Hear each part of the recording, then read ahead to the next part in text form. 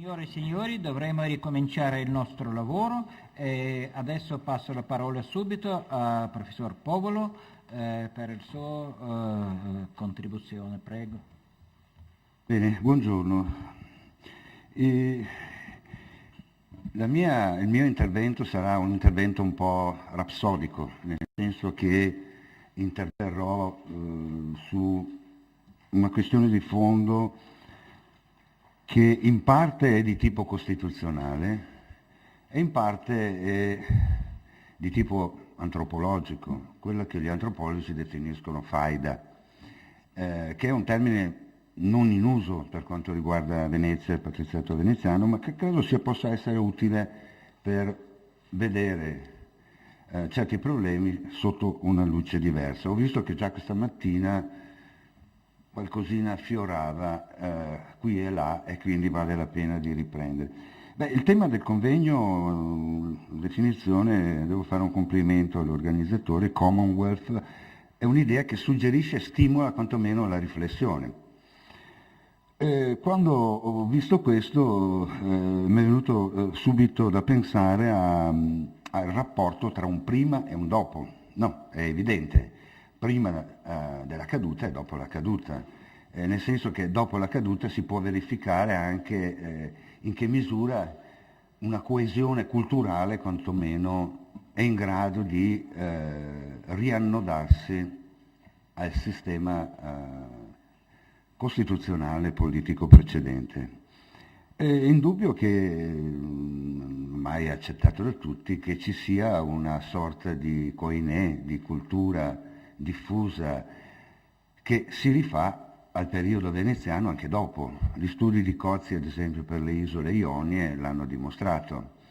Ma non è solo questo, ci sono molti altri aspetti che vale la pena di riprendere.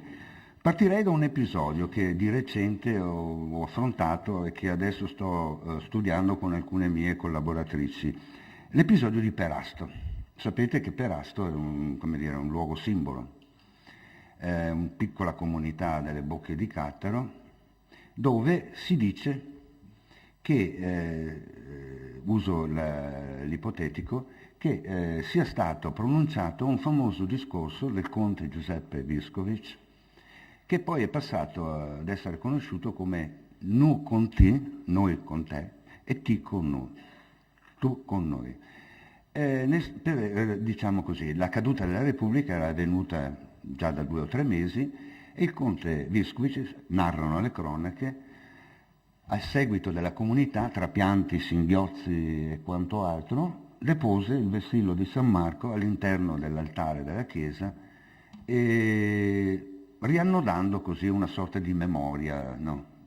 Perenne nel rispetto. Piccola comunità Perasto, ma se si esaminano poi i retroterra documentari ci si accorge che la cosa è molto complessa. È mia convinzione che quel discorso è completamente inventato, non è mai stato pronunciato. È stato, secondo me, è stato creato qui a Venezia nel senso di una sorta di riproposizione del mito del dominio da mare, quasi che, come dire, il dominio da mare non si potesse abbandonare. E quindi è un discorso anche per la strutturazione letteraria, no? Si accenna allo ius gentium, eccetera, c'è tutto un insieme di cose che suggeriscono. Però, attenzione, tra mito e realtà, decostruzionismo e come si dice, new realism, no? Andiamo a vedere e scopriamo che ad esempio Perasto, le navi di Perasto sono quelle che hanno fatto fronte che hanno affondato la nave francese che era entrata nel porto. È la gente di Perasto che vorrebbe insorgere e difendere Venezia. Quindi c'è un collegamento tra non si sceglie a caso Perasto, non si sceglie l'invenzione del discorso, si colloca esattamente a Perasto proprio perché c'era questo mito della memoria, no? E per quanto riguarda il dopo, poi, ci sarebbe da ricordare anche altri piccoli episodi che non mi sembra che siano stati studiati, almeno in lingua italiana, del tipo, non so, Spalato che chiede di far parte del Lombardo-Veneto. Evidentemente il riferimento in questo caso non è tanto il Lombardo-Veneto di per sé, ma è Venezia. E non è l'unica cittadina della Dalmazia che chiede di avere questo riferimento. Ce ne sono molti, ecco. Se dopo andiamo a vedere, dato il famoso episodio Manin, eccetera, che però rivelano anche, sono anche contraddittori, no? Manin che istituisce questa nuova repubblica, però ha un rifiuto abbastanza forte da parte delle città di terraferma, dell'ex terraferma, per indicare, diciamo, che questo rapporto era veramente complesso nel prima. C'è poi la storiografia che si è suddivisa tra mito e antimito, c'è una storiografia friulana che salta di pari passo a Venezia, che è considerata dominatrice tiranna, e si rifà invece al patriarcato di Aquileia. Quindi le cose sono complicate. È una storiografia, ecco. Le cose più concrete sembrerebbero indicare invece anche dopo l'esistenza di un tessuto comune. Ci sono tanti altri aspetti, un veneziano che sussiste come lingua franca per molto tempo nell'area del Mediterraneo. Ci sono, diciamo, molti elementi. Che tipo di Stato? Lo è stato detto anche stamattina, ripetutamente, credo che ormai sia tutti d'accordo, è uno Stato che sul piano costituzionale, ovviamente è una Costituzione informale, è uno Stato composito. Si è accennato, Andrea Zanini ha accennato, questo è anche Luciano Pizzolo, allo Stato giurisdizionale, no? Cioè quello che gli storici delle istituzioni definiscono uno Stato in cui c'è un imperium che svolge tutta una serie di rapporti con i centri periferici, che sono completamente autonomi. C'è una collaborazione che si svolge a vari livelli e tutto passa attraverso l'amministrazione della giustizia. Fino a qui, sembra tutto regolare. Potremmo anche dire che se dovessimo avere due fotografie, una di inizi 400 e una di fine 700, non vedremo quelle grandissime differenze. Qualche ritocco, no? Diciamo una finestra aperta in più, ma diciamo che di per sé le due foto quasi coinciderebbero. Evidentemente non è così, lo sappiamo. È una fotografia di un palazzo, dentro il palazzo tutto è cambiato, molto è cambiato. Allora cercare di capire che cosa è cambiato è importante, perché evidentemente da un lato facciamo una riflessione che intendiamo che c'è un sistema costituzionale che probabilmente era impossibilitato a modificarsi. Dall'altro lato c'erano altre vie attraverso questa Costituzione sostanziale che veicolavano nuovi rapporti di potere, questo è indubbio.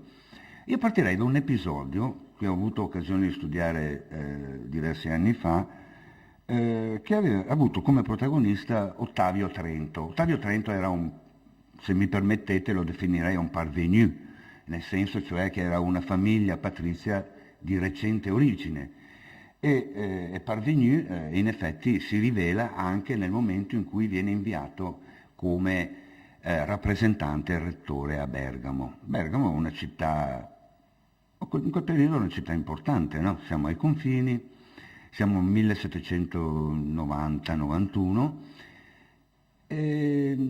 Ottavio Trento pensa di cambiare le cose, ritiene che bisogna cambiare. C'è un sistema che lui ritiene paludoso, dove tutto sembra essere fermo, no? Si accenna alla corruzione, si accenna a una specie di clima stantio, e quindi cosa fa? Comincia a intervenire, diremo oggi è un decisionista. Fatto sta che la città reagisce male e nel momento del cambio, nella Bergamo Alta c'è il cambio su un successore, un Corner, riceve un vero e proprio oltraggio. Centinaia di persone scagliano contro la carrozza che abbandona la città, uova, cose innominabili, no? E via dicendo.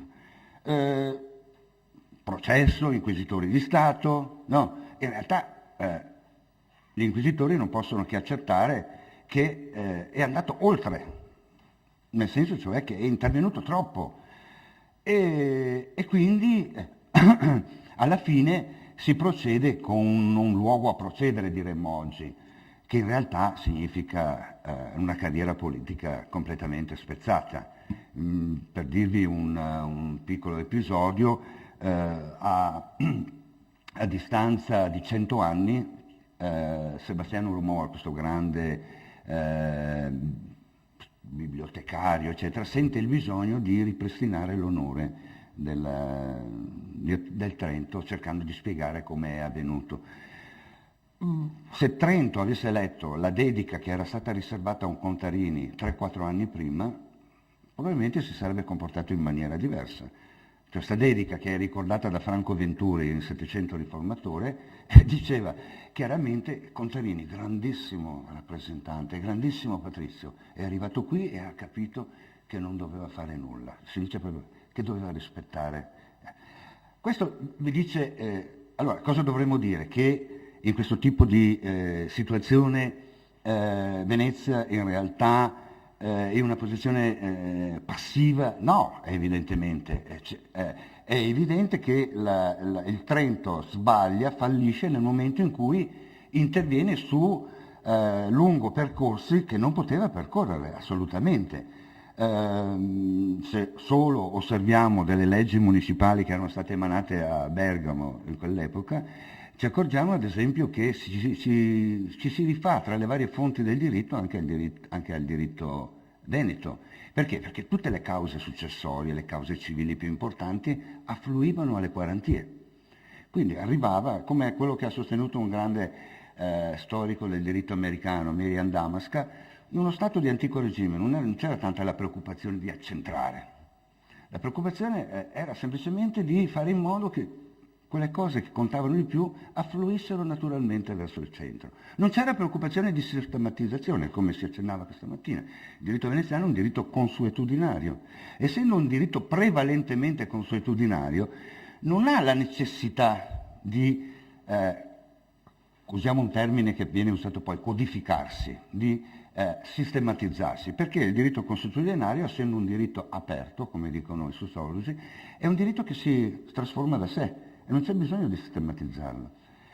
Questo diciamo un episodio che valeva la pena di ricordare, perché, ma se guardiamo poi, Andrea Zannini ricordava Piero Franceschi è veramente un grande, scrive dei consulti in questo periodo che riflettono la situazione politica e costituzionale esistente. Un piccolo episodio, c'è un sacerdote che propone di unificare le 70 parrocchie veneziane, i registri, e unificarle in un'unica sede. Franceschi dice: questo è pazzo. E dove la mettiamo con i diritti del Doge, del ius patronato del Doge sulla chiesa di San Marco? Come la mettiamo con quegli altri diritti? Assolutamente inconcepibile. Quale accentramento? Lasciamo le cose come stanno. Guai a spostare una minima carta, perché crolla tutto il sistema. È evidente quindi che ci troviamo di fronte a una situazione abbastanza complessa. Lo stesso Gaetano Cozzi aveva osservato: c'è un momento in cui qualcuno vuole proporre delle riforme del diritto. No, alla fine si capisce che l'unico modo non è imporre assolutamente il diritto veneto, ma semmai l'ipotesi che si fa tramite alcune pubblicazioni, no, eccetera, è ricorrere al diritto comune. Paradossalmente, laddove in tutti gli stati come dire, si formano dei diritti patri, come sono stati chiamati in un convegno che si è tenuto ad Alghero qualche anno fa, diritti patri. Non parliamo delle grandi monarchie europee, ma anche in certi stati italiani. A Venezia assolutamente nulla di tutto questo. Non c'è un diritto patrio, l'unica ipotesi che si guarda a fine Settecento è il diritto comune, un diritto municipale fatto di iura propria, un diritto specifico, e ovviamente è una soluzione che si ritiene che evidentemente ha un corrispettivo politico, che è questa che accennavamo poco fa. Dopodiché la storia di Venezia evidentemente va letta tra mito e antimito e qui ci sono molti aspetti che vanno colti. Devo cercare un po' di basarmi sul tempo che ho. Sono però importanti perché rinviano a due questioni che secondo me sono fondamentali, che già venivano ricordate in parte anche questa mattina. Il repubblicanesimo, studiatissimo, no? Skinner e altri hanno studiato, e diciamo quello dei networks.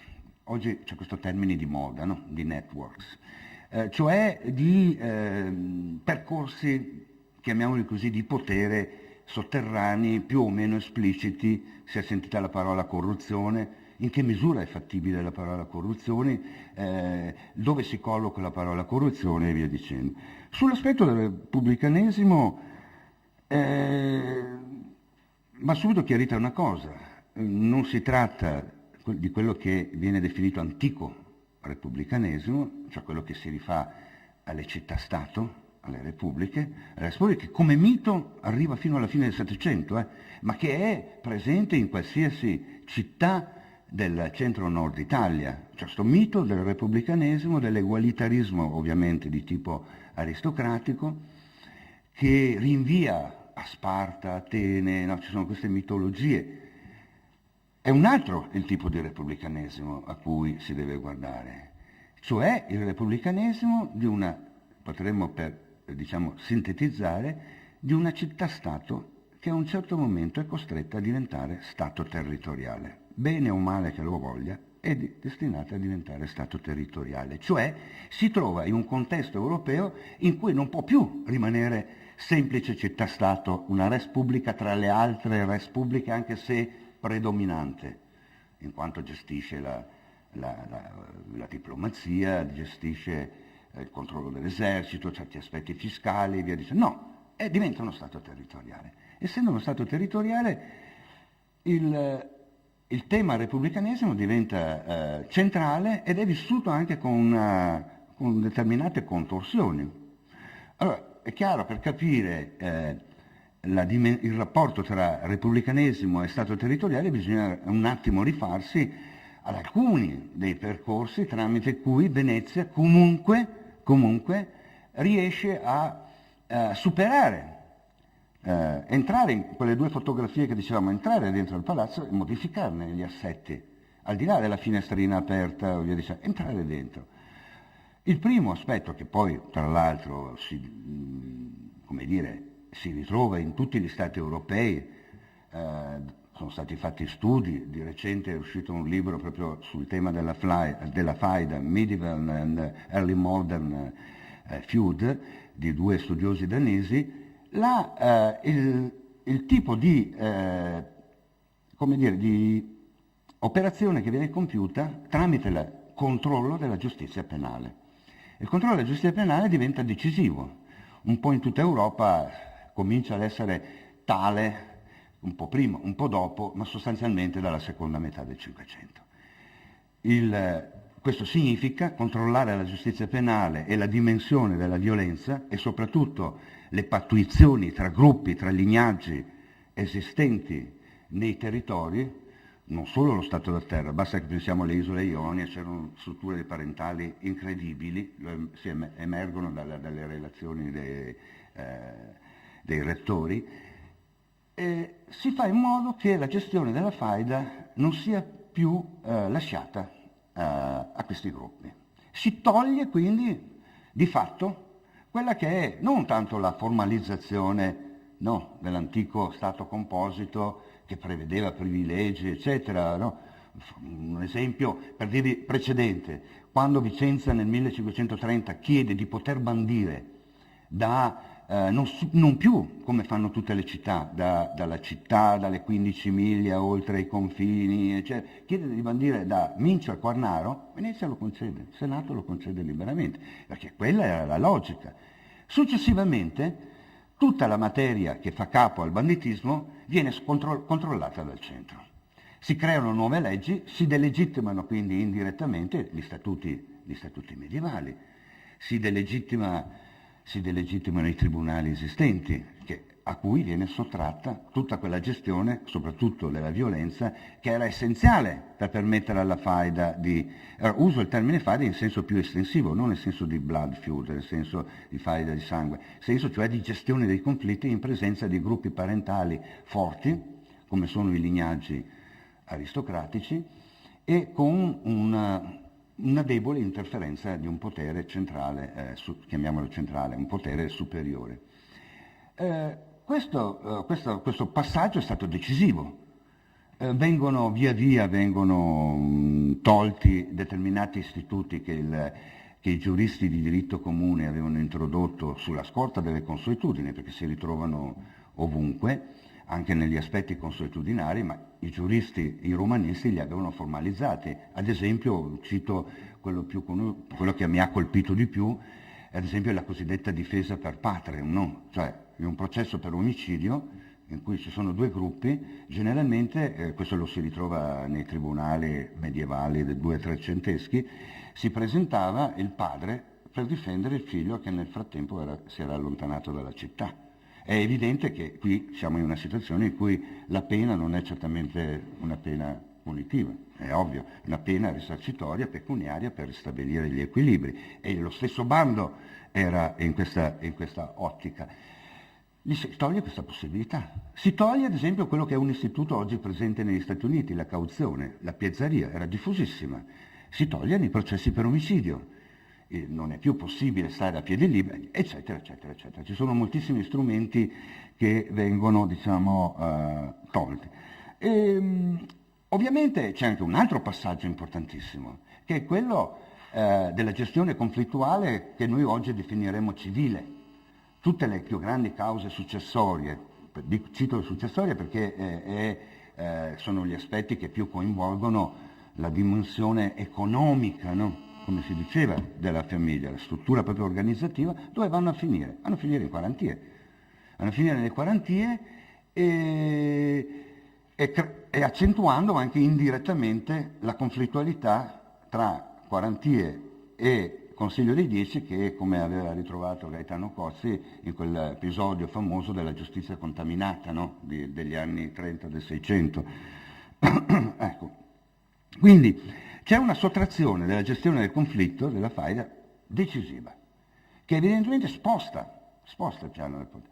Ovviamente, attenzione, perché questo tipo di cambiamento o portava a una ristrutturazione complessiva dello Stato, che non era possibile in una struttura repubblicana, non era possibile, si accennava alla burocrazia, e ovunque una delle trasformazioni che anche sulla scorta delle osservazioni di Damask, cioè l'incorporazione di una elite locale, la incorpori più o meno, nonostante la vendita delle cariche, nonostante tutto, ma la si incorpora e si crea anche una dimensione unitaria, no? Un po' quello che avviene in Francia in un certo modo, ma non solo, Firenze, la stessa, a Napoli stessa, attira, no? Una città che attira, che crea.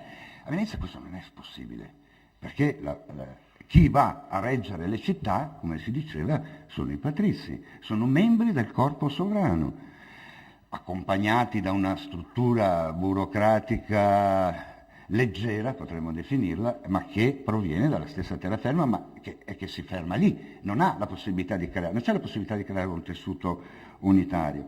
Tutto questo ovviamente deve trovare delle soluzioni alternative, ecco che riaffiorano i networks, cioè quel fenomeno che viene segnalato soprattutto nell'Ottocento, cioè dagli storici più avvertiti, soprattutto ex patrizi.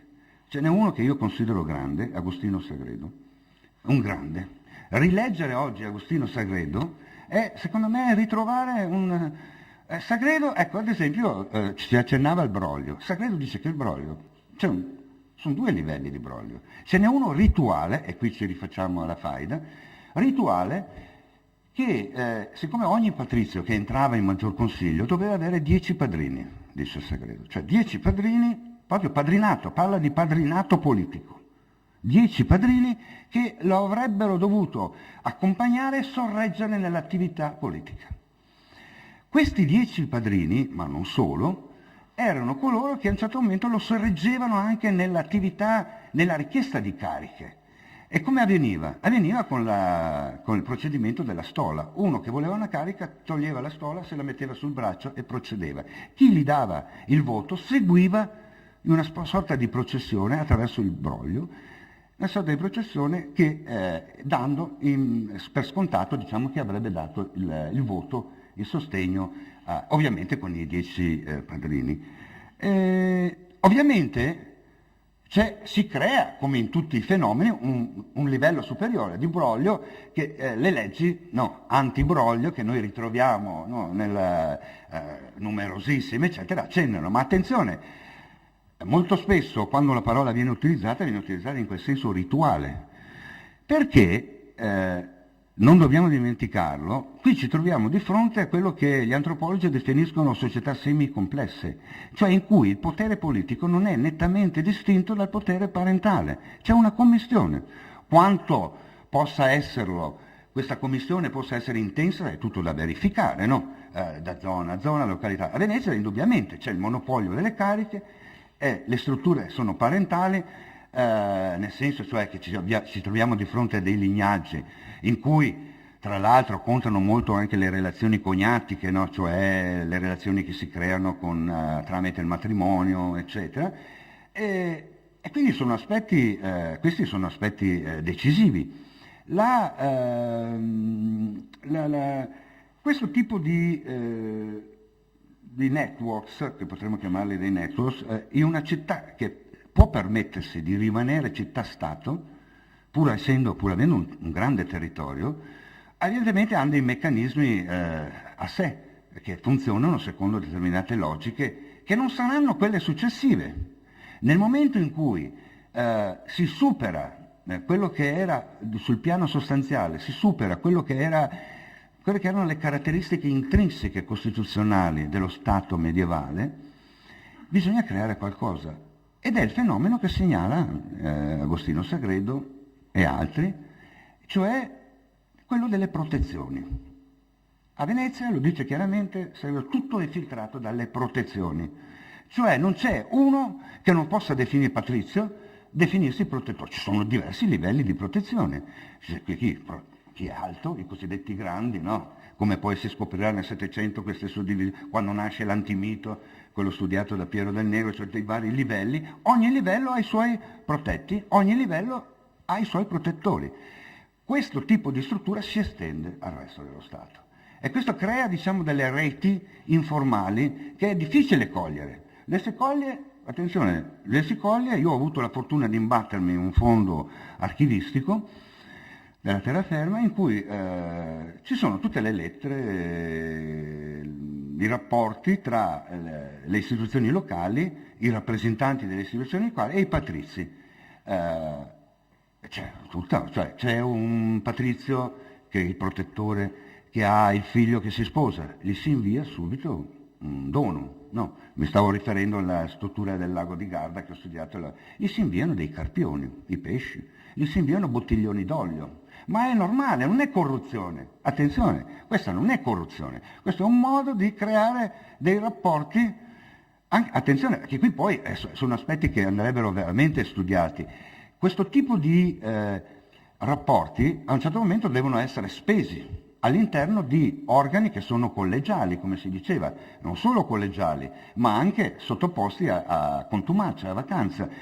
Come avviene questo tipo di concessioni? Perché avvengono. Perché questo scrive, sono andato lì, ho trovato il consiglier Grande, mi ha detto che terrà bene presente la nostra richiesta, cercheremo di convincere anche quell'altro, però attenzione, in un conflitto ad esempio che opponeva istituzioni diverse, ognuno aveva i suoi protettori. Quindi è evidente che sono tutti fenomeni che sono difficili da cogliere, perché il livello istituzionale ovviamente non li riproduce. Ho altri 10 minuti? 5? No, basta. Allora, chiudo, avevo molto altro da dire. Allora, diciamo, c'è tutto un discorso da fare sulla faida all'interno del patriziato veneziano, come si muove. Faccio solo un'osservazione. Non è un caso che il Consiglio dei 10 assume il controllo sui patrizi anni 70 del 500. Ogni patrizio, ogni che compie un minimo delitto, piccolo o grande che sia, ricade sotto la giurisdizione del Consiglio dei 10. Questa ipotesi viene allargata nella correzione del 1628. Sono le due correzioni, correzione 28 e questa legge, che danno l'idea, diciamo, come il Consiglio dei 10 ritiene che sia importante controllare la conflittualità, cioè episodi di violenza ce ne sono tantissimi, no? Esprimono questa faida, casi di adulterio, casi di conflitti successori. Il Consiglio dei 10 entra direttamente. Per dirvi, e chiudo, se no cedo, per esempio utilizza moltissimo quello che è un istituto tipico delle società di faida parentali, la pena del bando in presenza del soggetto che non è contumace, nel senso cioè che lo si bandisce perché bandendolo si permette ai due gruppi rivali di poter arrivare a una sorta di accordo, no? Che non sarebbe possibile con l'omicida o il responsabile presente. Grazie. Benissimo, come vuoi. Grazie tante per la sua relazione, molto interessante e molto animata. E adesso vorrei dare la parola al professor Benjamin Arbel dell'Università di Tel Aviv. La prego, professore. Grazie, seguo il buon esempio di Claudio e parlerò di qua perché così ho anche contatto visuale con quelli nelle ultime file. Dunque, il titolo della mia presentazione è Lo Stato da Mar e il Commonwealth veneziano nell'età moderna. Leggendo alcuni lavori attinenti alla storia di Venezia, si ha talvolta l'impressione che lo Stato da Mar sia stato un fenomeno sostanzialmente limitato all'età medievale. Quando viene presa in considerazione, la storia dello Stato da Mar nell'età moderna è spesso rappresentata come una lunga serie di perdite territoriali e i territori rimasti solo il controllo veneziano fino alla caduta della Repubblica vengono presentati come un fardello economico che Venezia avrebbe mantenuto solo per motivi di prestigio. La realtà storica è però molto più complessa. L'impero veneziano d'oltremare raggiunse la sua massima estensione territoriale durante il primo decennio del Cinquecento. E se poi prendiamo il numero di abitanti come parametro di valutazione, il punto di maggior sviluppo demografico viene raggiunto solo nel 1570, cioè alla vigilia della guerra di Cipro.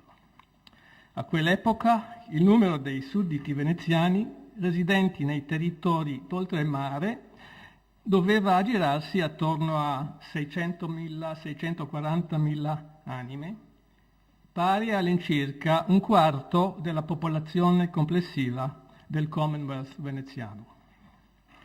Con le perdite di Cipro 1571, di Creta 1669 e di una serie di possedimenti più piccoli, l'impero veneziano d'oltremare si ridusse notevolmente. Parallelamente, però, tra 6 e 700, Venezia fece anche conquiste notevoli, come quelle dell'entroterra della Dalmazia, ivi inclusi i territori conquistati prima durante la stessa guerra di Candia e poi durante l'ultima guerra contro l'impero ottomano nel primo Settecento. Poi l'isola di Santa Maura, nelle isole Ionie, veneziana, con un breve intervallo a partire dalla fine del Seicento, e di alcuni territori nella cosiddetta Albania veneta, modesti per estensione geografica ma strategicamente importanti, aggiunti anche nel tardo Seicento e come si sa, per un trentennio tra fine Seicento e inizio di Settecento anche del vasto territorio del Peloponneso, più grande del Veneto odierno.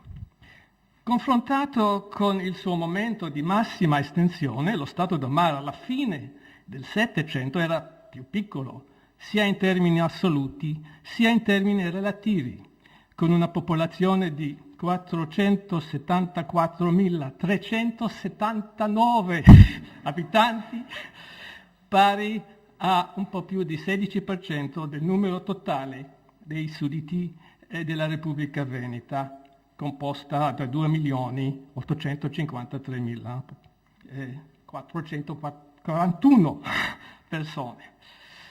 Il calo è evidente e tuttavia, sotto molti punti di vista, soprattutto per quanto riguarda l'economia, questa massa di quasi 500.000 di abitanti alla fine del Settecento rappresentava ancora un elemento rilevante per Venezia. Più di mezzo secolo fa, lo storico belga Charles Verlinden ha proposto una tesi di grande interesse, oggi purtroppo quasi dimenticata. Verlinden dimostrava in una serie di pubblicazioni come le esperienze coloniali, in particolare le tecniche di sfruttamento economico, sviluppate nel tardo Medioevo da Venezia, da Genova e da altri stati del Mediterraneo, fossero state fatte proprie e messe in atto dalle potenze coloniali attive nell'area atlantica durante la prima età moderna, prima nelle isole dell'Africa occidentale e poco più tardi nel Nuovo Mondo. Se mi richiamo ai lavori di Verlinden è per sottolineare come un grande conoscitore tanto dell'esperienza storica veneziana quanto di quella degli imperi atlantici della prima età moderna, desse per scontata la caratterizzazione dello Stato da mare come una serie di territori coloniali. Vorrei usare questa sua convinzione come un punto di partenza per la mia analisi delle caratteristiche dello Stato da mare. Nella storiografia veneziana il termine colonia è usato in vari modi, tutti legittimi dal punto di vista puramente lessicale, ma di fatto poco precisi qualora non sia specificata l'accezione secondo cui il termine viene usato. Nel contesto storico veneziano, infatti, il termine ha 3 accezioni possibili. 1. Presenza temporanea o passeggera di mercanti veneziani in territorio straniero. 2. Vera e propria colonia territoriale i cui abitanti sono sudditi della Repubblica. E 3. Vari tipi di insediamenti di cittadini veneziani in territori d'oltremare che potevano essere sotto il dominio veneziano, vuoi sotto la sovranità di un altro Stato. Nella storiografia veneziana l'uso del termine colonia e dei derivati colonialismo e colonizzazione è stato in passato all'origine di alcune interpretazioni che risultano problematiche. Così, quello che il primo studio complessivo sui possedimenti veneziani nella Grecia medievale, Frédéric Thiriet, presentava i territori dominati da Venezia dalla Quarta Crociata in poi come un vero e proprio impero coloniale, ossia come il risultato di una vera e propria politica di espansione coloniale, caratterizzata da una étonnante concentration de pouvoir. Lo stesso Thiriet però delinea un quadro in cui durante l'età moderna, che lui non ha studiato a profondità, lo Stato da mare perderebbe i suoi tratti coloniali per trasformarsi in una dominazione basata su una serie di sottomissioni volontarie con cui le comunità greche si sarebbero assicurate una certa autonomia all'interno di un quadro, cito, che si potrebbe descrivere come federativo, proprio usa questa espressione. Un'interpretazione che ricalca in una tradizione una tradizionale narrazione della maniera in cui nel primo 400 le città della terraferma sarebbero passate sotto il dominio veneziano. Altri storici hanno formulato delle interpretazioni analoghe, sottolineando il fatto che alcuni domini d'oltremare, e non solo quelli dell'area greca, entrarono a far parte dei territori della dominante in seguito a negoziazioni tra la signoria e i rappresentanti dei ceti dirigenti locali e goderono successivamente di statuti che riconobbero loro diritti e privilegi. Così, per esempio, lo storico della Dalmazia veneta Ivan Pederin ha definito la dominazione veneziana nella Dalmazia come un'alleanza di diverse città un'alleanza di diverse città cappeggiata da Venezia come prima inter pares.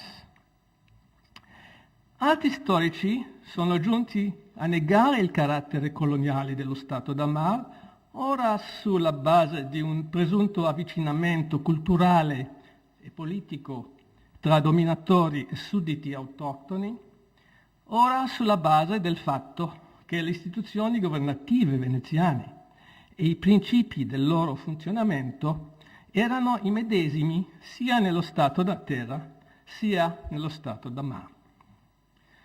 Una certa tendenza a far coincidere il fenomeno coloniale con l'espansione europea in territori fuori del vecchio continente, ma anche una certa ambiguità nella distinzione tra i termini colonialismo e colonizzazione, hanno invece condotto altri studiosi ad astenersi dall'utilizzo della terminologia coloniale in riferimento ai territori dello Stato da mare.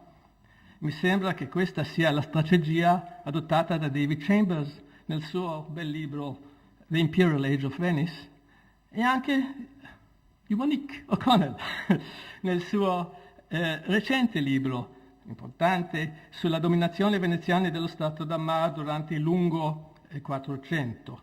Bisogna tuttavia precisare che l'omissione di O'Connell è forse legata anche a una delle sue tesi centrali, l'idea cioè secondo la quale le continue rinegoziazioni con le popolazioni locali sarebbero il sintomo della relativa incapacità dello Stato veneziano di imporre la sua volontà sui suoi territori d'oltremare. Spero che è un'interpretazione abbastanza vicina allo spirito del tuo libro. È sicuramente vero che per quanto riguarda la sovranità statale e le istituzioni governative presenti nei vari territori sottomessi all'autorità della signoria, tra i territori italiani della Serenissima e i territori d'oltremare non vi erano sostanziali differenze. Per quanto riguarda l'amministrazione della giustizia criminale, i sudditi della terraferma e quelli dello Stato da mare erano soggetti alle stesse leggi.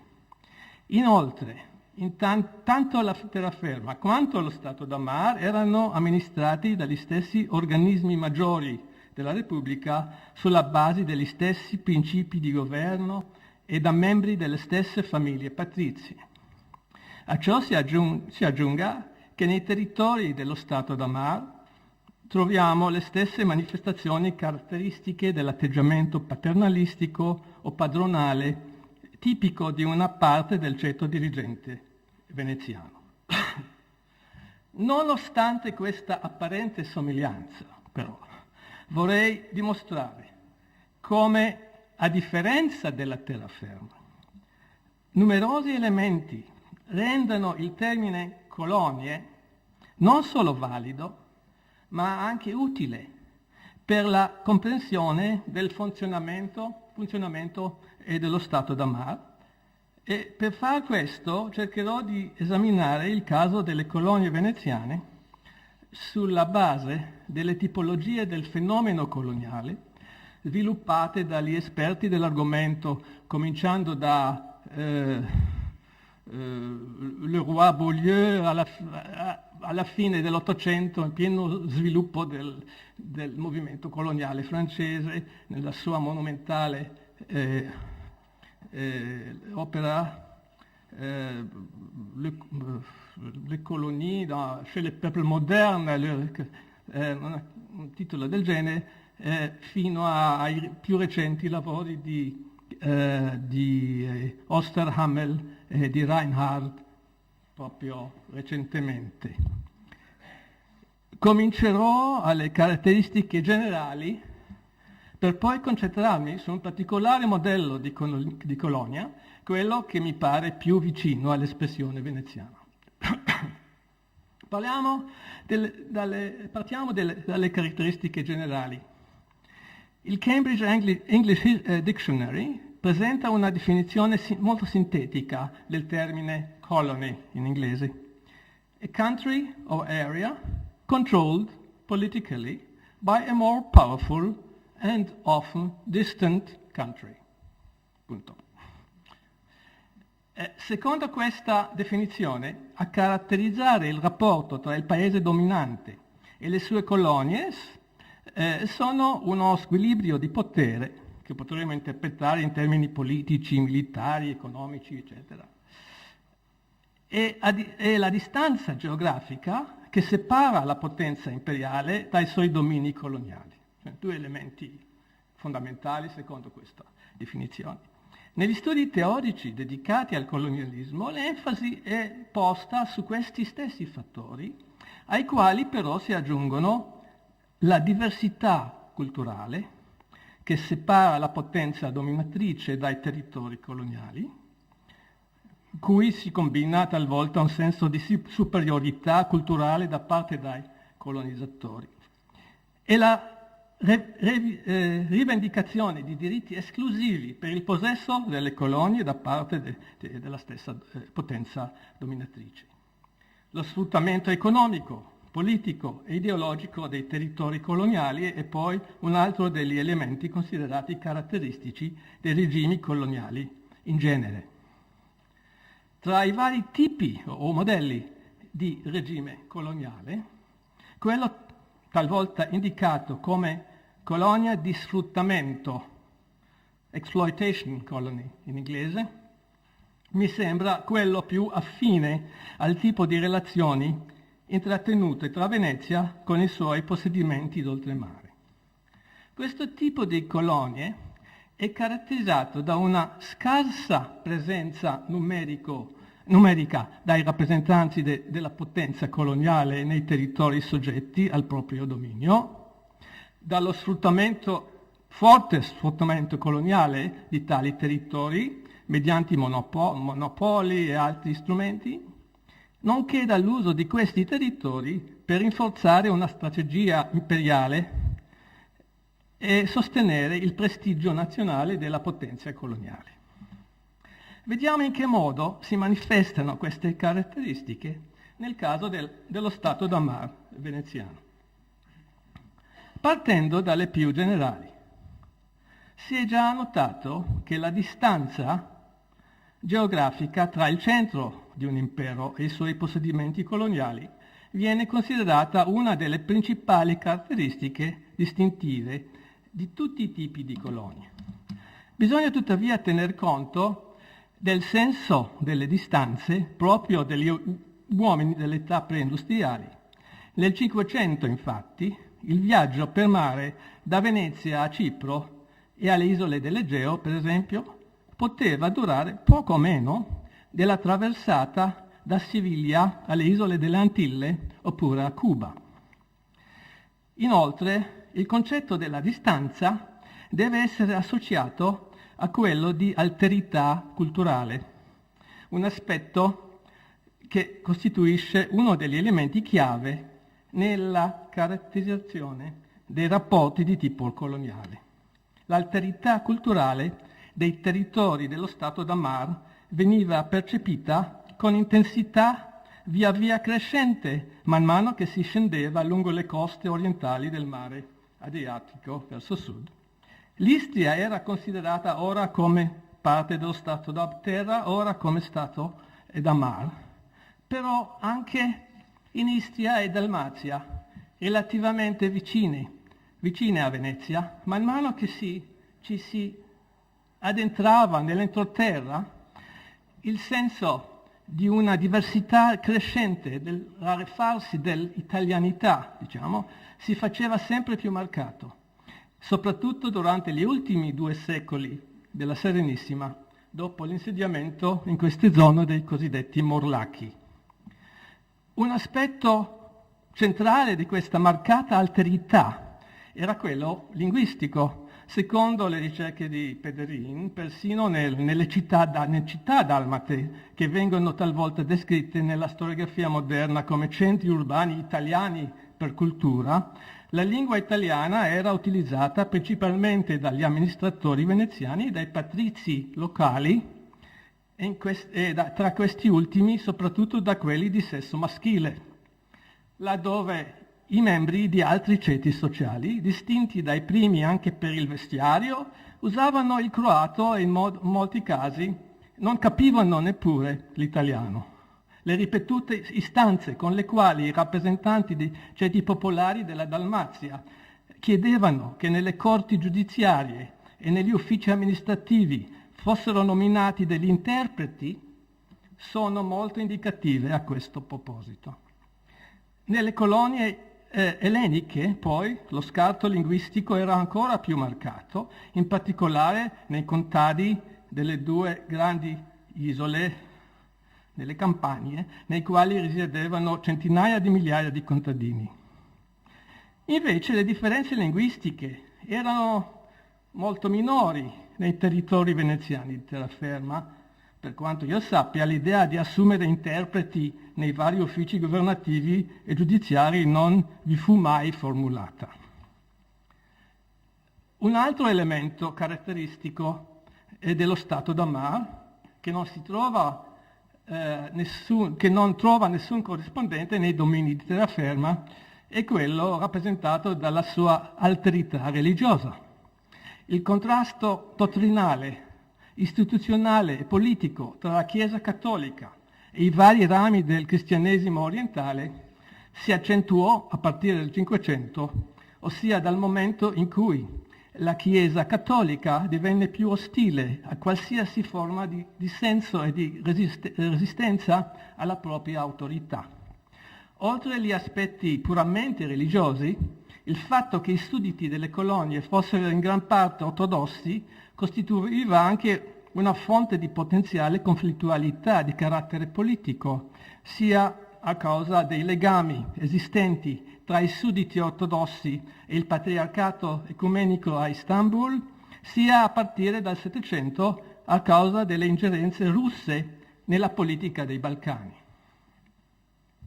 I pericoli che minacciavano continuamente le persone e i beni costituivano un altro aspetto peculiare dello Stato d'Amar.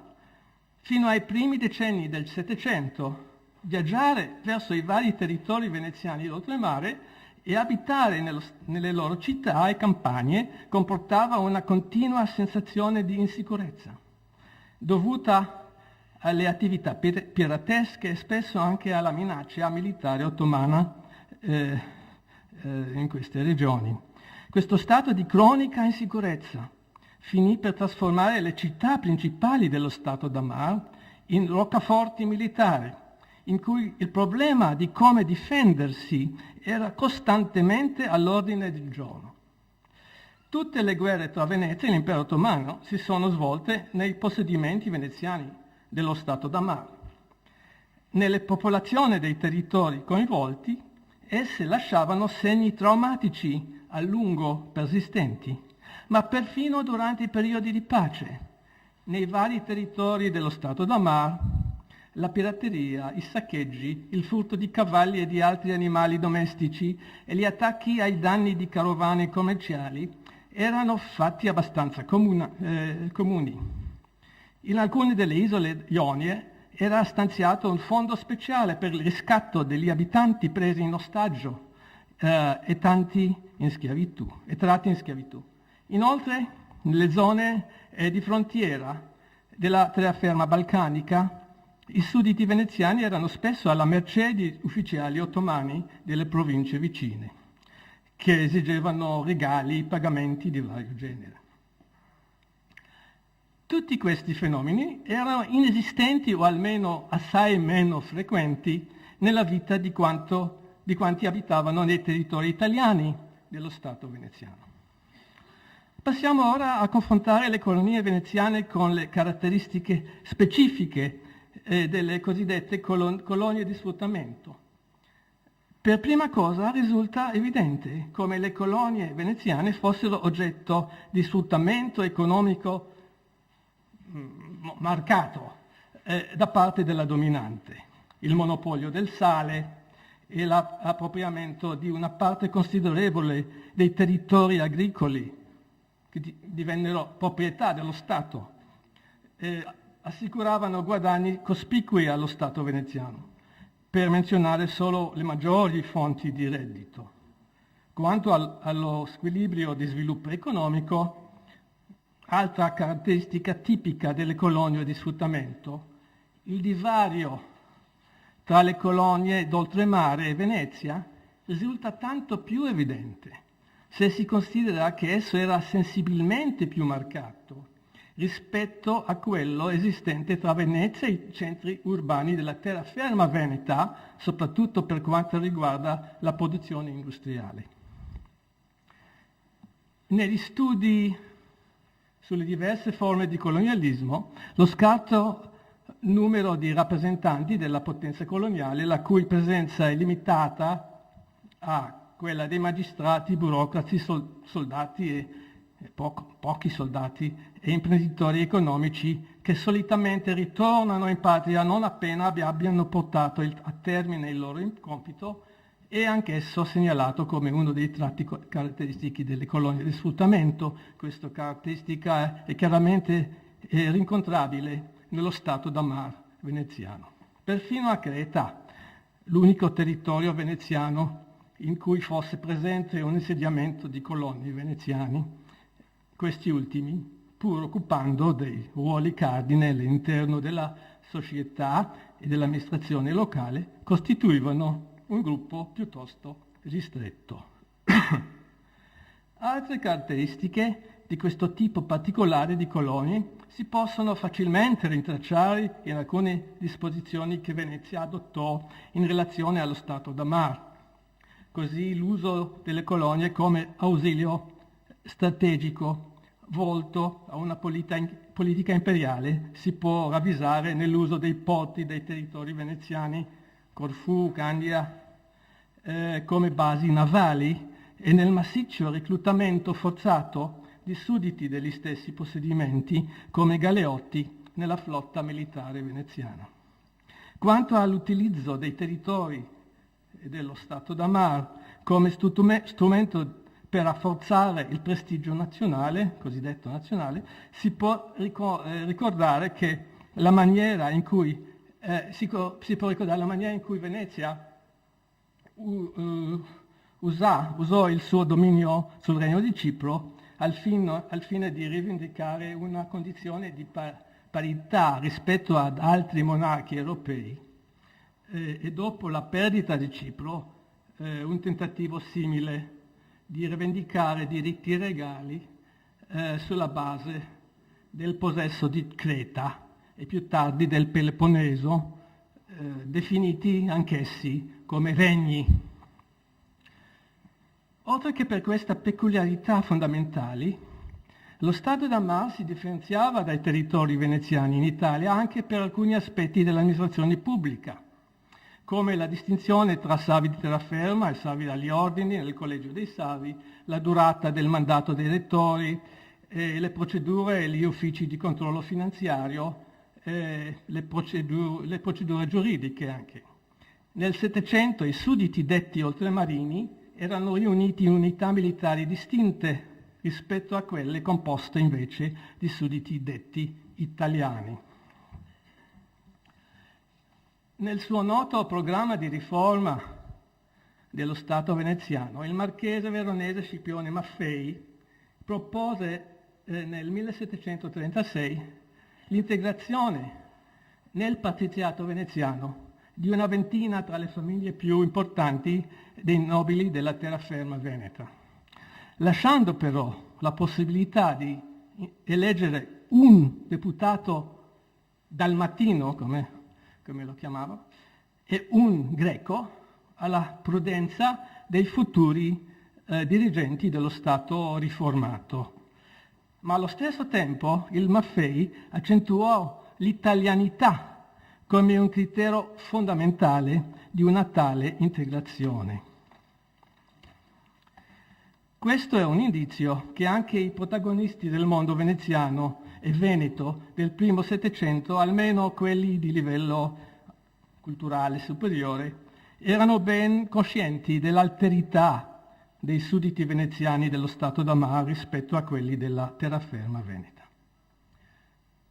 Per concludere, spero di essere riuscito a dimostrare, o farvi riflettere almeno, come dietro l'apparenza di una organizzazione uniforme dello Stato veneziano vi fossero rapporti politici, economici e culturali diversi tra Stato da mar e Stato da terra. Spero inoltre di aver dimostrato che l'impiego del termine colonie per riferirsi ai possedimenti veneziani d'oltremare costituisce una utile chiave di lettura che ci aiuta a cogliere le caratteristiche dei rapporti tra Venezia e i suoi possedimenti d'oltremare e a comprendere meglio le vicende storiche avvenute all'interno del Commonwealth veneziano. Mi auguro infine che questo piccolo saggio possa anche contribuire a far sì che si torni a esaminare, come lo faceva Ferlindel, il caso delle colonie veneziane nel contesto più ampio del fenomeno coloniale considerato nel suo insieme. Ti ringrazio.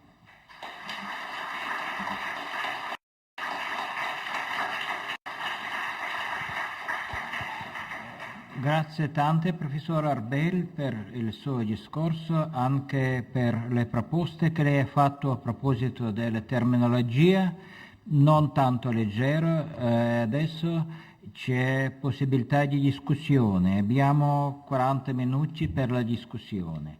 Dunque possiamo fare domande o anche contribuire. Chi vuole chiedere qualcosa? Prego.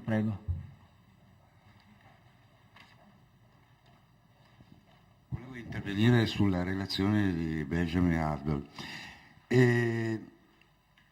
Io credo, diciamo che sono convinto della sua esposizione solo in linea generale, nel senso cioè che se raffrontiamo lo stato da terra e lo stato da mar, guardiamo la gerarchia delle fonti, che può essere una spia utile, è evidente che le strutture, la stratificazione sociale, eccetera, di gran parte delle zone dello stato da mar non ha la complessità di quelle dello stato da terra. Su questo è indubbio. E quindi agisce chiaramente politicamente, c'è un rapporto diverso. Però su altri livelli io rovescerei il rapporto. È ormai lo stato da terra che lo si vede chiaramente in moltissimi episodi, via dicendo, che proprio perché ha dei ceti aristocratici molto ben, con un profilo molto particolare, che non accettano il dominio veneziano. Il caso di Perasto che io avevo accennato può essere peculiare, per carità, addirittura gli concedono il privilegio degli appelli ai 5 savi della mercanzia e basta. Per dire, ma tutte le bocche di Cattaro, ma anche altre situazioni. Ma l'altro episodio invece, io di recente ho dato una tesi di laurea sulla Chiesa greca nelle isole Ionie, attraverso una fonte particolare, i consultori in iure. L'immagine che ne esce è un'immagine, ma mi verrebbe da dire, non equilibrata, ma in favore della Chiesa greca da parte di Venezia. È incredibile. Cioè c'è tutta una serie di situazioni che ovviamente poi vanno valutate anche in base al conflitto che arriva a Venezia, è evidente, ma in linea generale Sarpi, ma soprattutto Micanzio, che è il successore di Sarpi, non hanno dubbi. Il consiglio loro, che poi in gran parte viene seguito dal Senato veneziano, è in favore della Chiesa greca rispetto a quella latina. E Venezia è il rapporto, questo è già indicativo, chiaramente è uno degli spunti sulla questione italianità, eccetera. Io credo che non sia quello il filo da seguire, ecco. E che anche negli aspetti, tra l'altro con una capacità di analisi etnografica da parte soprattutto di Micanzio, incredibile. Incredibile, riescono a cogliere aspetti proprio culturali della cultura greca eccezionali. Grazie. Grazie. Se vuole... Sì. Dunque, ci sono, mi pare, due punti, Claudio, nel tuo intervento. Uno riguardante la, diciamo, diversità di interessi in terraferma, cioè e l'altro riguarda l'aspetto religioso. Sì, dunque, ovviamente c'erano anche notevole diversità di interessi tra i vari centri della terraferma veneta, ma in paragone alle varie diversità nello Stato da mare erano più modeste, a mio avviso. Ma questo è tu conosci meglio la terraferma, io conosco meglio lo Stato da mare, ma insomma io cerco sempre di vedere come andavano le cose sull'altra ala del leone marciano e sotto l'altra ala del leone marciano e mi pare che è veramente così. Per quanto riguarda la questione religiosa che ho appena, ho solo brevemente toccato, l'atteggiamento del, diciamo, governo veneziano è politico, cioè Venezia, siamo nel periodo della Controriforma, sì. La grande minaccia per la stabilità dello Stato da mare, una delle minacce non sono solo gli ottomani, è la Chiesa Cattolica e Roma che interviene, interviene a Creta, cerca di intervenire nelle isole Ioniche e in altre parti dello Stato da mare. Cioè Venezia sa molto bene che le questioni di religione sono molto pericolose. Allora la politica veneziana, tra gli altri problemi che deve confrontare, è di mantenere, cioè di impedire questi interventi da parte della Chiesa Cattolica e di lasciare i greci in pace, di continuare insomma, le loro consuetudini nel campo religioso, perché sapendo molto bene che come non so se hanno letto Machiavelli, ma sapevano anche senza leggere Machiavelli che è un aspetto molto delicato, che meglio non cambiare niente, se al massimo possibile, e perciò appunto difendono quello che loro considerano, i veneziani considerano un interesse molto centrale di impedire qualsiasi intervento da parte della Chiesa militante cattolica della Controriforma in questi territori. Sì. Grazie. Professor Girgenson. L'intervento di Povolo mi incoraggia a un'osservazione da medievista riguardando gli inizi. Secondo me i veneziani del 300-400 avevano una visione diversa per quanto riguarda sia colonie, uso questo termine per abbreviazione, e facevano una differenza con i possedimenti di terraferma. Non parlo dell'Istria perché è un campo buio per me, ma parto da Treviso, 1338, allora non si fece una pattuazione. 5 anni più tardi sì, e espressamente veniva detto che si rispettassero i diritti preesistenti dei trevigiani. Non mi risulta che una stessa attuazione fosse stata con i possedimenti di oltremare. Quello di Treviso si ripete per Verona, Vicenza, Padua all'inizio del 400 e così via dicendo. Sempre espressamente si rispetta lo stato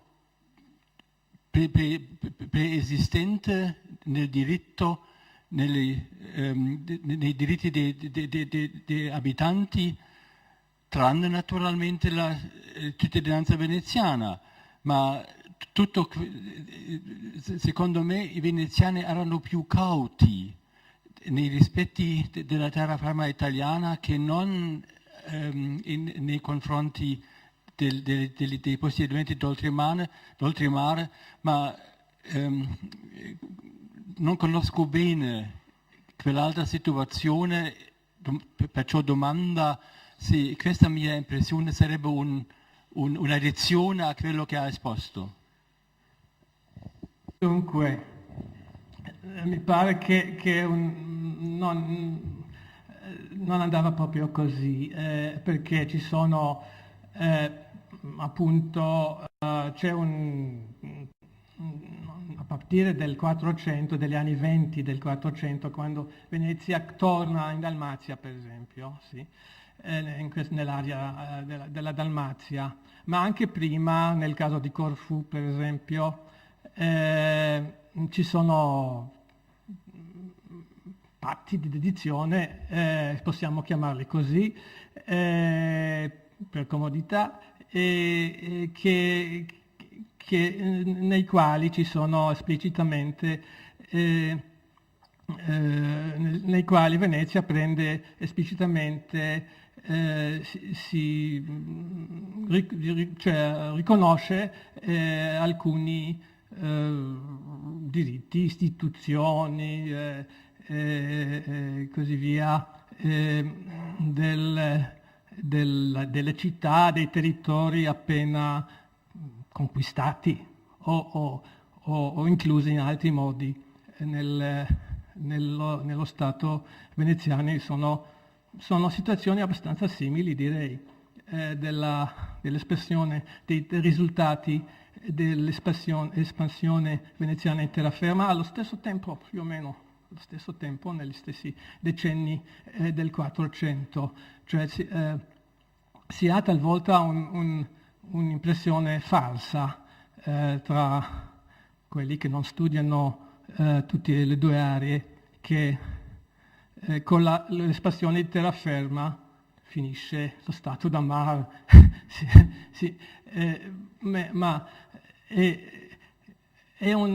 Sono due processi paralleli, cioè l'espansione, la nuova espansione verso il mare e quella in terraferma sono due processi paralleli. Non è che l'uno, come si dice, esclude l'altro, sì, grazie. Ma e anche non posso condividere l'idea che Venezia aveva più rispetto, più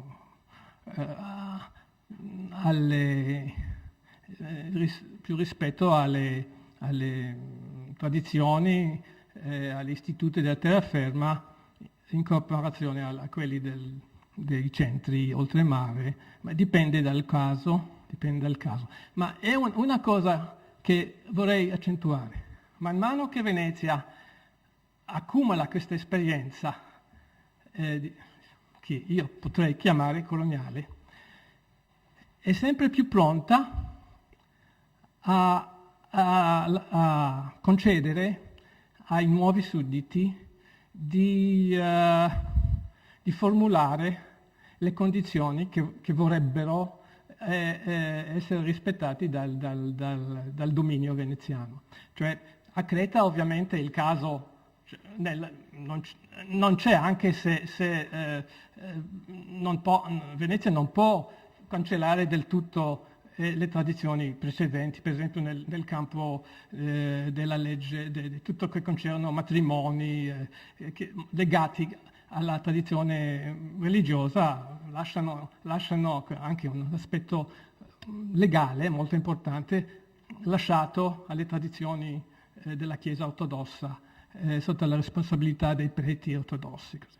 Ma man mano che si avanza possiamo fare un salto, prendere il caso di Corfù alla fine del 300, Venezia è già molto più generosa nel riconoscere vari diritti e così via, e poi in Dalmazia anche, e poi quando arriviamo al 600-700, per esempio quando conquistano Santa Maura, le Scare, alla fine del 600, lasciano agli abitanti di scegliere cosa vogliono, cioè che tipo di legge vogliono, perché il dominio precedente era quello ottomano, no, quella non si rispetta, c'è un limite, sì? La legge musulmana non si può applicare nell'impero veneziano. Allora quando si prendono in possesso il Peloponneso e Santa Maura, si può pensare a un ordine nuovo, se no ordine nuovo nel senso e allora e lasciare più spazio anche agli interessi locali, e Venezia è sempre più cosciente che la stabilità del suo dominio dipende molto di questo senso di continuità lasciato alle popolazioni suddite. Cioè, quando prendono in possesso Cipro, il Senato lo dice esplicitamente, dice non c'è, non posso citare esattamente, ma il senso è così, non c'è una cosa che piace più alla gente di continuare nelle sue vecchie consuetudini, quindi facciamo bella figura, facciamo uno sforzo di creare un'atmosfera di generosità, diciamo, da parte del dominio verso i sudditi. Ovviamente difendendo gli interessi centrali della Repubblica. Sì. Grazie. Prego.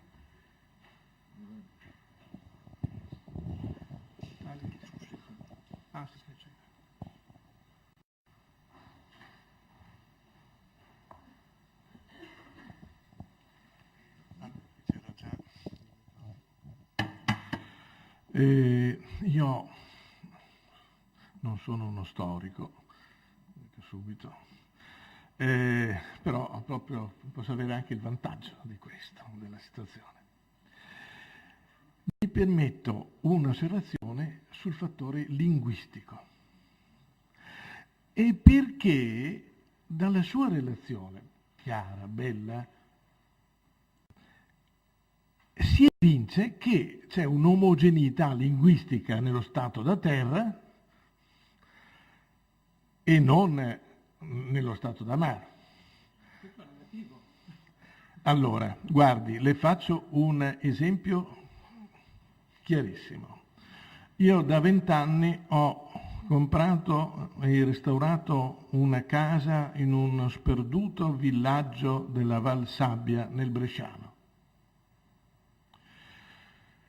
È una casa della comunità, l'antica casa della comunità del 300, con un gran leone di San Marco, e si capisce perché l'ho acquistata, perché io sono specialista di leone di San Marco. Bene, da 20 anni io non capisco niente del dialetto locale. Ecco, questo dà ben chiara l'idea. Allora, se pensiamo che io conosco bene la Dalmazia, guardi, sono stato in Dalmazia, ci ho vissuto, ma non in vacanza, sono stato sempre, la mia Dalmazia è una Dalmazia invernale, no, non turistica. Ci sono vissuto 1 anno e mezzo.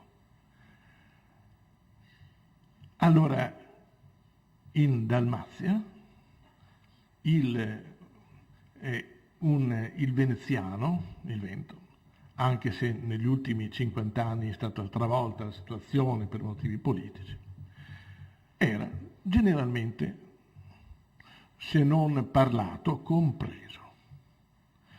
Allora pensiamo a un fatto, che le comunità bresciane e bergamasche avevano una casa a Venezia con un loro interprete. Quando nel 1797 c'è la grande insorgenza, grande relativamente perché è la maggiore insorgenza, sono circa 3.000 persone che partecipano a questo, che è nettamente la maggiore insorgenza contro il sistema giacobino, naturalmente l'avversario è la Repubblica di Bresciana, ma era una creazione francese, chiaro.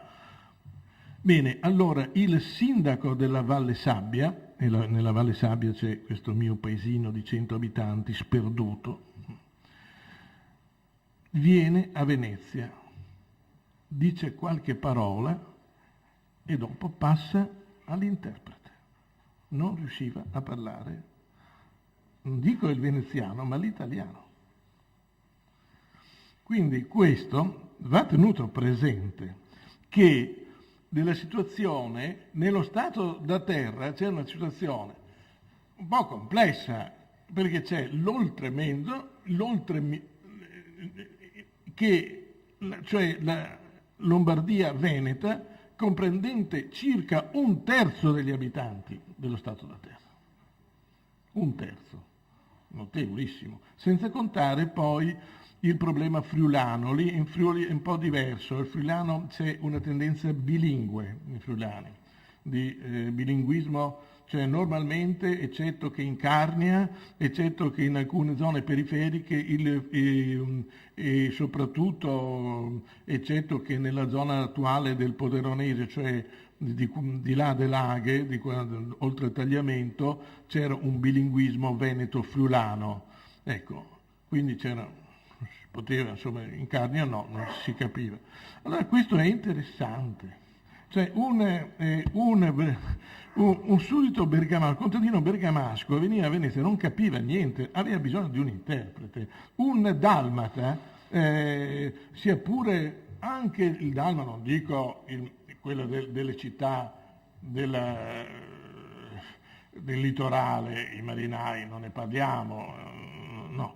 Certo, sappiamo tutti che la situazione è un po', ecco, mi ha fretto, ecco, sappiamo tutti la situazione, lei ha citato Pederin, che conosco benissimo, però abbiamo anche i nostri storiografi che forse non sarebbero d'accordo nella stessa valutazione, ma chiudo accennando a un intervento di ieri. Io non ho potuto partecipare ieri alle cose. Cioè, allora, e ritorno ai leoni marciani e chiudo subito. Come caso di emblematico ieri nella relazione del professor Varenini di disaffezione della società veronese con lo Stato Veneto è stato citato la dogana di Verona, la dogana di Fiume di Verona, in quanto è stato detto non ha nessun leone marciano. Bene, nella dogana di Verona c'erano 4 leoni di San Marco, tutti naturalmente distrutti, e uno addirittura a tutto tondo, grande, uno di grande circa così in moleca, e altri 2 probabilmente minimo. Ma quando si parla di leoni di San Marco si deve considerare la distruzione enorme di questo emblema, circa 10.000 esemplari distrutti nella terraferma, 1.000 nella sola città di Venezia. Grazie, mi scuso. Comunque sarò molto breve. Per quanto riguarda la questione linguistica, ovviamente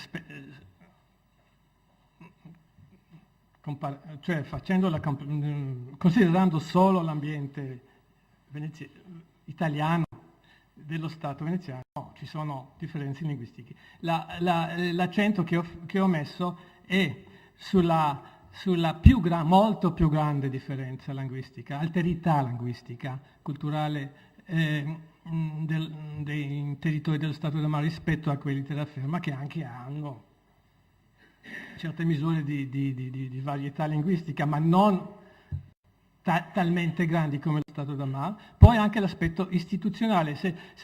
Io sarò felice di avere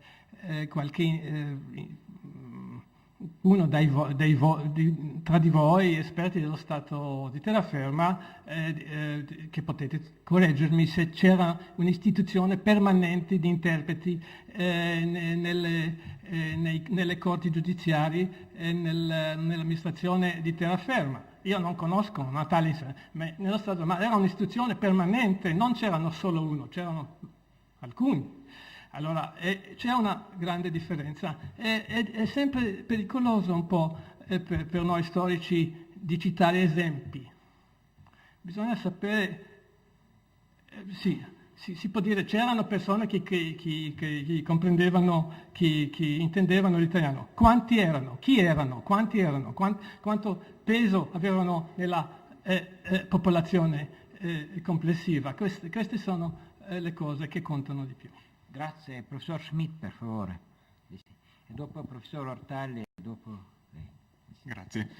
Mi pare che siamo adesso entrati anche in una discussione metodologica molto importante, anche definendo non soltanto termini chiave come colonie, ma anche le entità, gli oggetti che stiamo paragonando, soprattutto anche nella dimensione spaziale ma anche cronologica, perché la discussione finora ci ha dimostrato molto bene che dobbiamo distinguere molto bene, per esempio, tra il 300, 400 e la prima epoca moderna, e mi riferisco ad alcune osservazioni che hai fatto tu recentemente. Per esempio, nel 400 gli oggetti che possiamo per esempio paragonare, integrazione nello Stato veneziano, è la parte della terraferma che è stata conquistata nel 400 è propria Dalmazia, e non soltanto per il motivo cronologico, ma soprattutto anche per le affinità strutturali.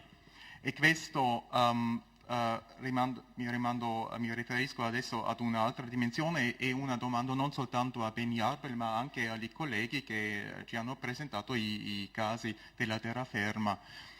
Finora abbiamo utilizzato come entità di comparazione soprattutto lo Stato da Mar e la terraferma, ma ieri abbiamo già fatto cenno a una certa suddivisione sulla terraferma, il caso di Treviso e di Padova integrato nello Stato veneziano già nel 300, l'inizio del 400, e poi questa grande vaga onda di conquiste e di integrazioni nel 400.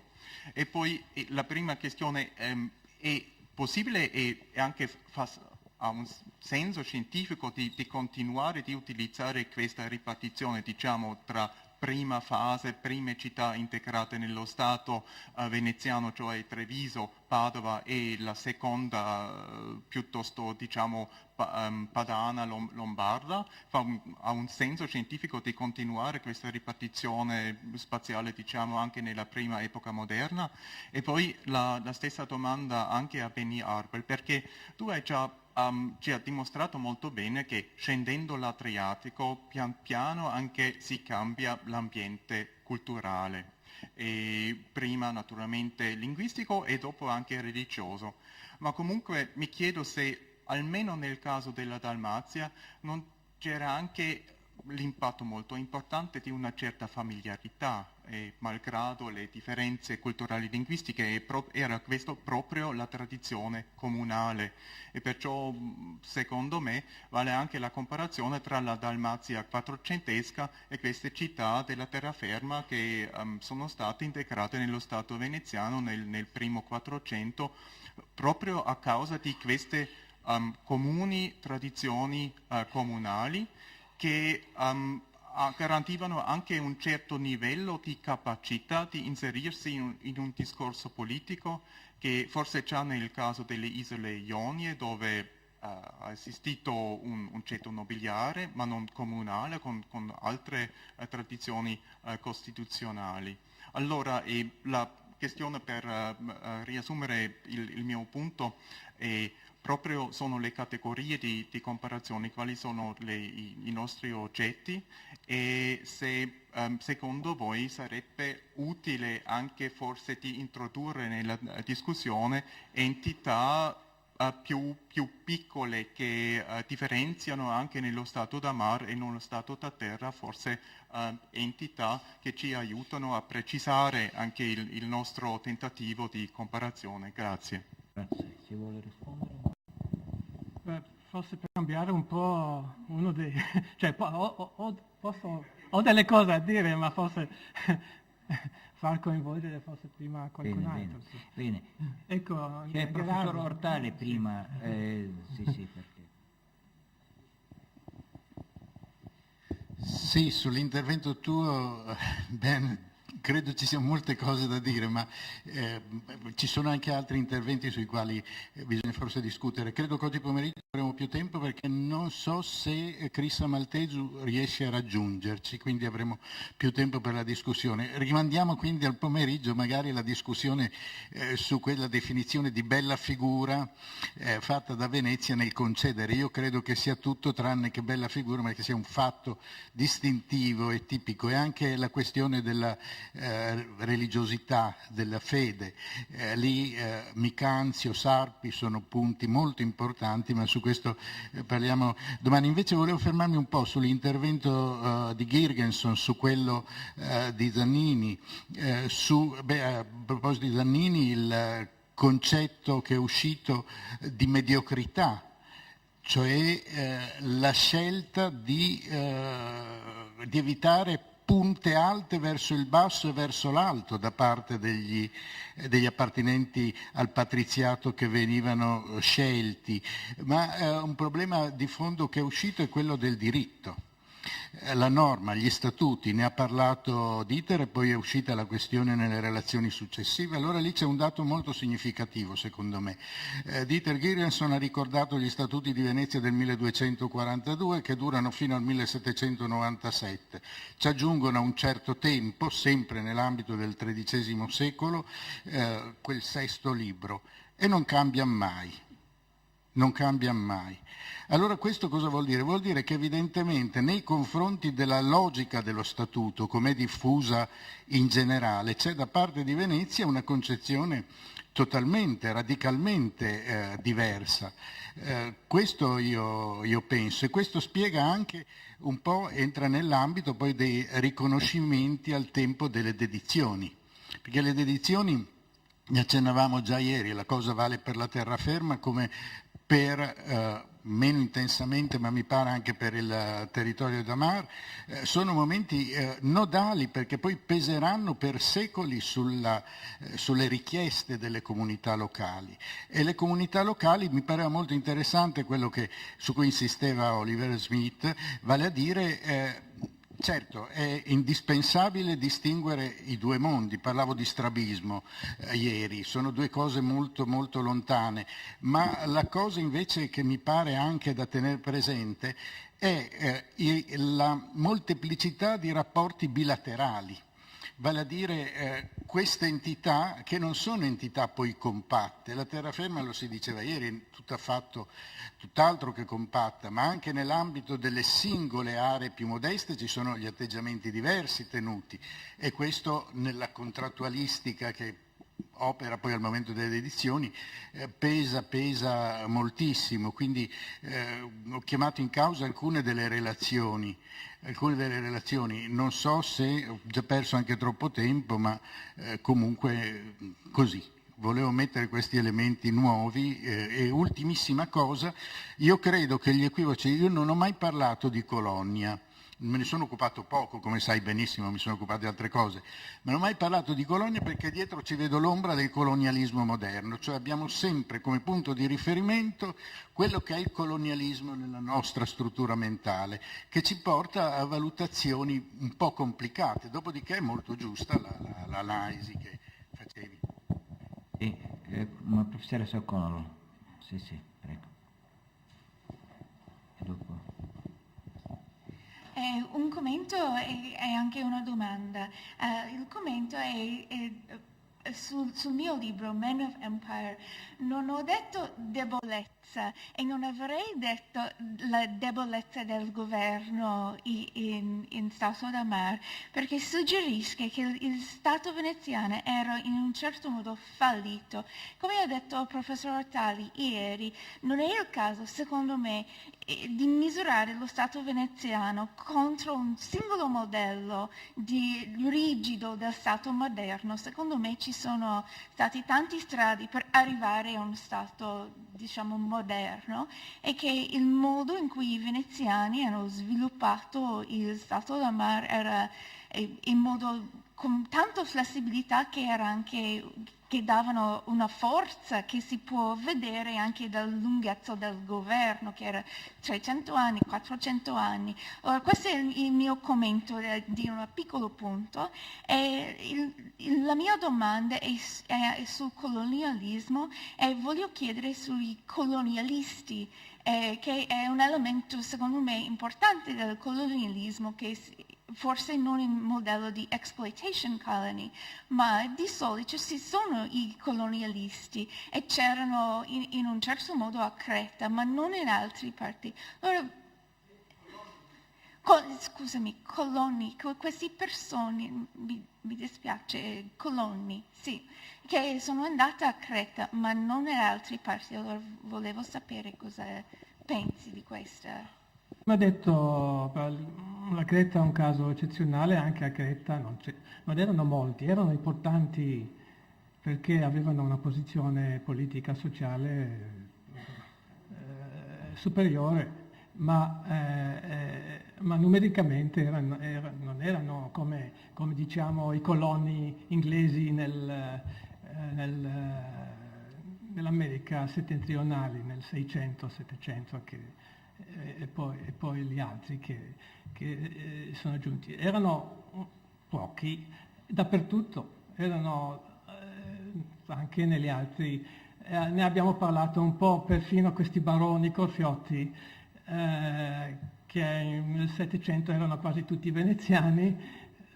Non sappiamo esattamente dove risiedevano, se stavano veramente a Corfù o ci andavano ogni tanto per assicurare i loro interessi, oppure per la maggior parte forse come penso io forse stavano a Venezia. Sì. No. Grazie, ma io volevo fare domande a tutti, che poi però sono tutte connesse e si legano a questo tema della colonia alla fin fine, perché volevo fare una a Pezzolo, uno a Zannini, uno a Povolo. E ovviamente una lunga discussione con Benjamin Arbel, perché tutto ruota attorno al termine di colonia. Mi pare che le relazioni di Pezzolo, di Zannini e Povolo dimostrano che non c'è un sistema coloniale, perché se andiamo a vedere, era la domanda che volevo fare anche a Luciano Pezzolo, mi ricordo quel bel saggio di Angelo Ventura, a un certo punto calcola quanto in lire estrae Venezia dalla terraferma e dallo Stato da Mar. Mi pare che sono 3 volte di più della terraferma, ci sono imposte dirette, nello Stato da Mar ci sono imposte indirette. Va bene, allora diciamo, però nello Stato da Mar sfruttano le risorse, il bosco di Montone, il sale di Pago, eccetera. Ecco i cattivi padroni coloniali, salvo poi scoprire che c'è un indotto intorno al trasporto del legname e che un'intera valle vive dal fatto che c'è un acquirente sicuro nello Stato di Venezia. Lo stesso vale per Pirano, lo stesso vale per Pago. Cioè Pago sa che arriveranno i soldi. È uno sfruttamento coloniale? Cioè, non lo so. Ma qui era anche volevo chiedere a Pezzolo una sua opinione in merito. Zannini, consiglio chiuso, burocrati, no? L'orizzonte del comune, che è, tu hai parlato bene del modello madre, che è Venezia, ma noi poi lo vediamo ovunque, cioè in fin dei conti. L'Istria, che ovviamente mare, terra, mare, l'Istria ha 18 podesterie. Qualcuno ha detto ai tempi delle relazioni venete che va paragonata alla gronda lagunare, cioè c'è questa moltiplicazione di piccoli centri attorno a Venezia, da un lato c'è il Dogado, dall'altro c'è l'Istria, e quindi lì già esce fuori, c'è un controllo capillare, c'è il Podestà che garantisce, e qui c'è Claudio Povolo che ha studiato molto bene l'Istria da questo punto di vista, c'è un controllo anche sociale, credo superiore che in altri luoghi, ma comunque il modello del comune, del Consiglio, lo vediamo fino a Corfù e così via, quindi ci sono delle familiarità per quanto riguarda la gente anche greca, in fin dei conti. Qui non abbiamo parlato di confraternite, non abbiamo parlato dei fondaci delle farine. Venezia è uno strumento, ha una sesta flotta che in caso di carestia porta il grano in Dalmazia. La Dalmazia muore di fame perché il grano o arriva con i muli dalla Bosnia o dalla Puglia. Se c'è una congiuntura che non va, Venezia garantisce, abbiamo tutte le carestie, abbiamo tantissime carte che dimostrano questo arrivo in supplemento. Quando fanno l'accordo tra le città da Mar e Venezia, a un certo punto l'ha studiato Ermanno Orlando per Curzola, credo, a un certo punto c'è anche in fondo, settimo, ottavo punto, la garanzia del fondaco, insomma, cioè a un certo punto dice sì, però se serve Venezia ti porta il pane, no? E quindi questo era anche legato alla burocrazia con Zanini e Claudio Povolo, questa figura che è generalizzata, credo, del console in fin dei conti, cioè mi pare che c'è una fiducia da parte dei sudditi, diciamo, nella delegazione del giudizio, no, questa sono tutta una serie ed è una delle basi dell'impalcatura, cioè questa è l'amministrazione della giustizia che sta prima di ragioni politiche di dominio esclusivo, cioè il dominio per il dominio, che è tipico, che questa non è Portogallo, questa non è la Spagna. Qui l'ha studiato Cozzi e poi mi pare in modo assai sofisticato, ormai ci sta lavorando su questa antropologia del diritto, Claudio Povolo, e che Claudio Povolo sta andando verso il mare, sempre più credo che trovi dei riscontri e stanno uscendo fuori appunto delle reti, per cui il termine colonialismo, imperialismo veneziano, credo che abbiano fatto il tempo per certi versi, cioè è un vicolo cieco che rende omogenea e omologante una situazione comunque complessa, ed emerge, come è emerso subito prima con la relazione di Claudio Povolo. Non credo che sia poi tutto sbagliato, però come termine provvisorio tecnico di analisi credo che non ci porta fuori strada. Qui ovviamente c'è tanto, ovviamente la distanza. Prendiamo il Regno di Svezia, no? Il Regno di Svezia che si coagula nel primo Cinquecento. Bene, tra Malmo e i confini del Regno di Svezia, ve lo garantisco, c'è la stessa distanza che tra Malmo e la Toscana. E quindi il fattore della distanza, come fattore di una struttura che porta a una visione imperiale, non credo stia in piedi, anche perché il mare è un altro tipo di distanza che si misura in giorni piuttosto che in chilometri. E poi dimentichiamo, c'è questa bella frase, credo che sia stata pronunciata a Venezia, da Ernesto Sestan, ed è ripresa in quel suo saggio Nella storia della civiltà veneziana, cioè nel X secolo un veneziano, quando va in Dalmazia, scrive Sestan, si trova a casa perché cosa trova? La familiarità del diritto bizantino, cioè lui può andare lì, può fare anche, c'è anche un'altra lingua, però hanno una stessa base legale, cioè gli affari che si fanno hanno un sostrato. La questione delle lingue e delle diversità culturali nel mondo veneziano sono misurate in termini astrali, cioè quando Venezia occupa Zara è già lì da 400 anni, cioè 400 anni hanno a che fare con i croati dall'820-830. Poi ci dimentichiamo di tutta la politica balcanica di Venezia che andrebbe studiata, cioè prima dell'arrivo degli ottomani c'è una politica verso le signorie che l'ha studiato molto bene nel caso albanese Oliver Schmidt, però va su fino ai Subic, fino alla Croazia, c'è una politica balcanica di Venezia che va al di là della costa e i veneziani sono molto introdotti. Thiriet all'inizio del suo libro, La Romania veneziana, descrive i privilegi concessi da Bisanzio ai veneziani, cioè dove potevano aprire delle colonie. Io sono rimasto stupefatto di vedere Niš, Skopje, Manastir che sarebbe Bitola, Zagora che sarebbe praticamente Veliko Tarnovo, c'è tutta un'area all'interno dei Balcani che dopo troveremo i Ragusei, però c'erano i veneziani per 200 anni, cioè nel corso del XI-XII secolo, su concessione dell'imperatore. Questi giravano nei Balcani come più tardi gireranno, molto più tardi, i Ragusei. E in questa geografia virtuale, cioè dello spazio estremo veneziano, che si misura nello spazio commerciale, che poi dopo lo spazio dello Stato d'Amar, che è comunque funzionale all'approdo ultimo, che è che cosa? Il mercato. Perché sempre Thiriet descrive la struttura di questa Romania e dice, scusate il termine, sono quasi dei morti di fame, il pesce non vale, le correnti, le burrasche, le isole greche sono belle per fare il turismo, ma non erano belle per fare gli affari, sono strumentali a questa mobilità commerciale, ma non la vedrei come una costruzione di un impero e di un sistema di colonie, come avverrà più tardi nel mondo atlantico. Ecco. Perfino ci sono anche gli avamposti, se studiamo la storia dell'Oceano Indiano, ci sono gli avamposti arabi in giro, non necessariamente è un sistema imperiale. Ecco, qui c'è per tutti, magari rispondiamo anche dopo. Quindi, ma sì, professore Wilkinson, prego, e dopo. Sì.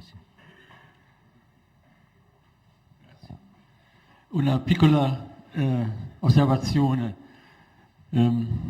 Abbiamo metodologicamente difficoltà di trovare le giuste categorie fra stato da mar, stato da terra, Schmidt suggerisce di trovare unità più piccole. Io ho l'impressione che il comportamento dei veneziani stesso ci fa difficoltà perché è tanto elastico. La flessibilità dei veneziani nel confronto di situazioni nuove è enorme. Nella trattazione di città della terraferma si vede che hanno imparato da Treviso a Vicenza, a Padova, al Friuli e così via dicendo. E questo è un fatto della storia veneziana che mi stupisce di più, che ogni situazione viene trattata in un altro modo. Proprio questo comportamento fa difficoltà di trovare le giuste categorie, secondo me. Domanda, vale la pena di trovarne altre, farne altri tentativi di trovare categorie giuste? Io non lo so. Ultima possibilità? Sì, prego.